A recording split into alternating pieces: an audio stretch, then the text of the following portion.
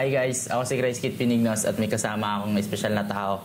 At siya ay nagkamit ng 16 under MVP and Mythical 5, 16 under CHBL Mythical 5, and St. Matthew College Grade 11 and Grade 12 MVP X Mythical 5, QC Basketball League Mythical 5, 4 Season 4 Mythical 5 X MVP, Netra Basketball League Mythical 5, MSBL Mythical 5 X Season MVP, and Sorrento Senior Division Mythical 5. So yun, idol, ano pangalan mo? Ako nga po pala si Kian Cedric T. Sayaw.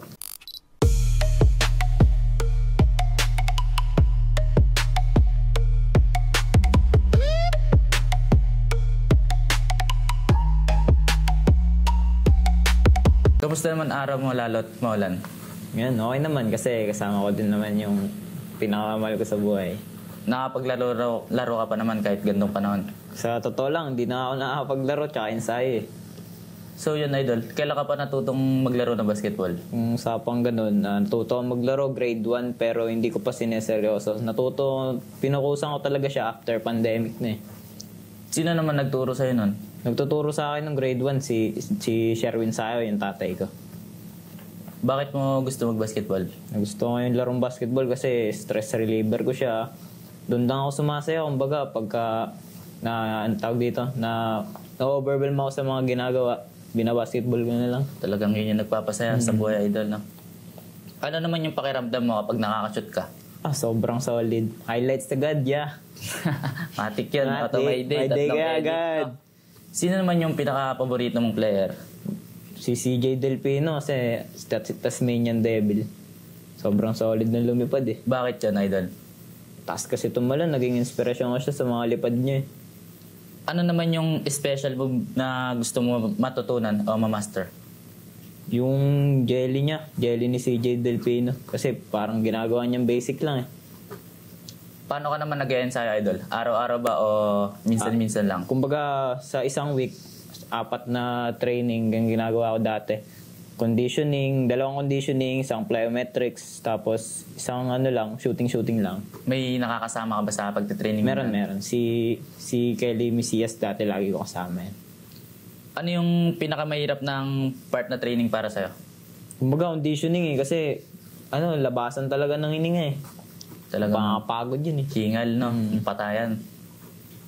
Paano mo naman pinagsasabay yung basketball tsaka high school? Ayun, madali lang para sa akin yan. Kasi pag may time management ka kasi, nagagawa mo yun. Kaya kahit nagbabasketball ako, with honor ako. Tama, idol, tuloy-tuloy lang, no? Ano naman yung natutunan mo sa paglalaro ng basketball? Yun, isa din yun. Critical thinking, tsaka respeto sa mga tropa natin, mga kabataan, yung mga nakakalaro. Yun lang. Sa tingin mo, idol, anong klaseng teammate ka? Tahimik o mayabang? Ako eh. Close sa mayabang, pero spokesperson kasi ako pagdating sa mga kampi ko.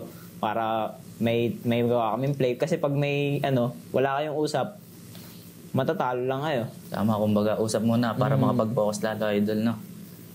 Balang araw, idol, gusto mo din ba maging pro player? Ayun, pangarap ko talaga yun. Saan? Saang liga?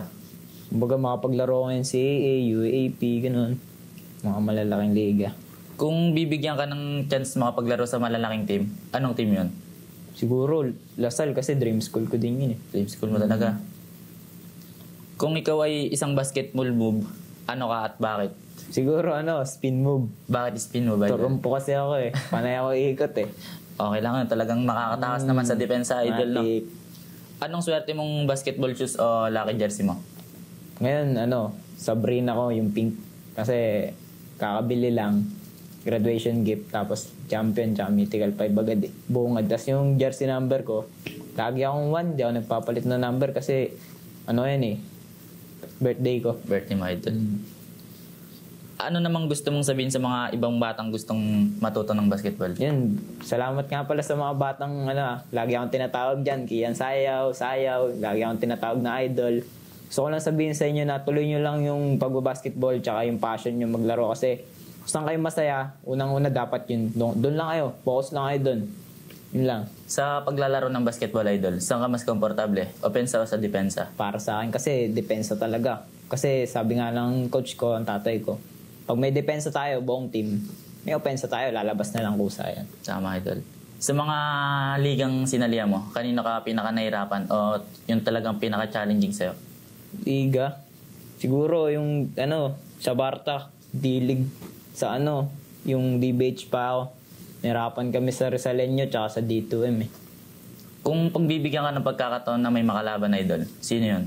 Siguro si CJ Delpino yung idol ko. Talagang gustong-gustong mga tapat idol, no? May mga gusto ka bang shoutout, idol? Shoutout ko nga po pala yung sa kasama ko ngayon, si Thea Busis. At yung nanay-tatay ko na palagi akong sinusuportahan, yung mga pamilya ko, yung mga tropa ko sa Sorrento, lahat.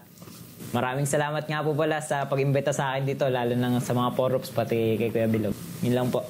So yun, idol, maraming salamat sa pagpunta. Maraming salamat din po sa walang sawang panonood. Sana supportahan niyo po palagi ang Porups.